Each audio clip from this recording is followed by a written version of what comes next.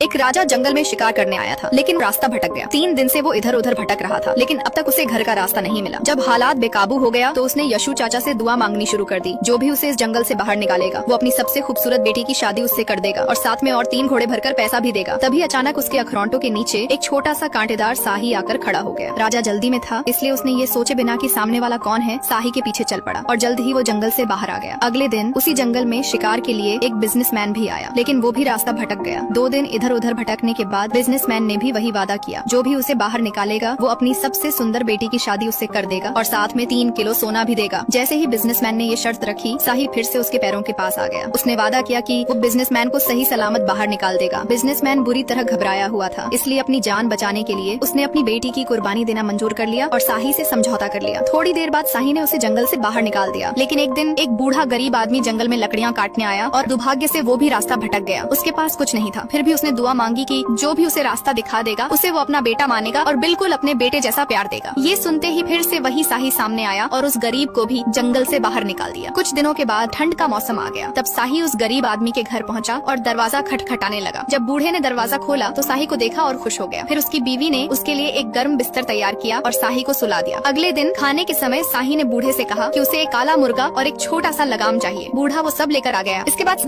शाही ने लगाम को मुर्गे पर चढ़ाया, फिर कूदकर उसकी पीठ पर बैठ गया और गब्बर की तरह सवारी करने लगा। जल्द ही काला मुर्गा शाही को बिजनेसमैन के घर ले गया। बिजनेसमैन का कुत्ता इस अजीब नजारे को देखकर डर के मारे अपने घर में घुस गया। बिजनेसमैन ने जैसे ही शाही को देखा उसके होश उड़ गए, लेकिन उसे डर नहीं लगा क्योंकि अब भुगतना तो उसकी बेटियों को था। उसने अपनी तीनों बेटियों को बुलाया और उन्हें बताया कि उन्हें शाही से किया हुआ एक पुराना वादा निभाना होगा। ये सुनते ही बेटियां रोने लगी, लेकिन शाही ने सबसे छोटी बेटी को चूज किया और साथ में 3 किलो सोना लेकर घर को चल दिया। रास्ते में छोटी लड़की रोने लगी और कहने लगी, मैं तब तक रोती रहूंगी जब तक कि मर नहीं जाती। शाही को उस पर दया आ गई, इसीलिए उसने उसे उसके पिता के पास वापस भेज दिया, लेकिन 3 किलो सोना वो अपने साथ ले गया। कुछ ही समय बाद सर्दियां बीत गईं और शाही फिर से अपने ब्लैक कॉक पर सवार होकर राजा के पास पहुंचा। राजा ने तीनों राजकुमारियों को बुलाकर शाही की जंगल वाली कहानी दोहराई। बड़ी राजकुमारी बोली, अगर आपने मुझे इसके लिए चुना तो मैं लड़ाई करूंगी और भाग जाऊंगी। दूसरी बोली, मैं मर जाऊंगी लेकिन इस शाही से शादी नहीं करूंगी। लेकिन सबसे छोटी राजकुमारी ने कहा, मैं शाही से शादी करूंगी क्योंकि इसी ने मेरे पिता की जान बचाई है। राजा को अपनी बेटी पर गर्व हुआ कि वो इतनी नेक दिल है, लेकिन उसे ये सोचकर दुख हुआ कि अब उसे अपनी सबसे प्यारी बेटी खोनी पड़ेगी। राजा ने वादा निभाया, अपनी बेटी को राजघराने की सवारी में बैठाकर भेजा और साथ में सोने चांदी और हीरों से भरी गाड़ी भी दी। रास्ते में शाही ने देखा कि राजकुमारी तो बिल्कुल भी नहीं रो रही, बल्कि वो तो शाही को अपने पास बैठने के लिए बुला रही थी। शाही को लगा कि राजकुमारी उससे डरेगी और उसे बदसूरत समझेगी, लेकिन राजकुमारी ने कहा, मुझे फर्क नहीं पड़ता, मुझे पता है तुम मुझे कोई नुकसान नहीं पहुंचाओगे। जैसे ही ये शब्द खत्म हुए एक जादू हो गया। शाही ने खुद को झटका दिया और वो एक लंबा चौड़ा राजकुमार बन गया। फिर उसका ब्लैक कॉक भी एक सुनहरा घोड़ा बन गया और देखते ही देखते सवारी की गाड़ी एक चमकते हुए हीरों की महल बन